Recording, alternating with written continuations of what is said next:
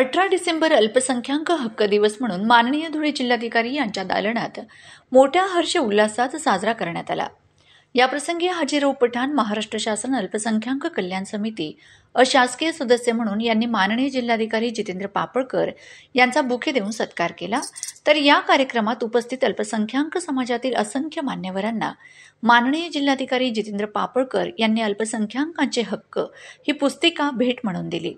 याप्रसंगी माननीय जिल्हाधिकारी जितेंद्र पापळकर यांनी हाजीराव पठाण यांची महाराष्ट्र शासनाच्या अल्पसंख्याक कल्याण समितीत अशासकीय सदस्य म्हणून नियुक्ती झाल्याने त्यांचा बुके देऊन सत्कार केला व त्यांच्यामार्फत सर्व योजनांचे सादर करण्यात यावे असे सूचित केले। यावेळी मुस्लिम समाजातील असंख्य मान्यवर, फादर, शीख धर्मगुरू, मुस्लिम धर्मगुरू, पोलीस विभागातील अधिकारी मोठ्या संख्येने उपस्थित होते।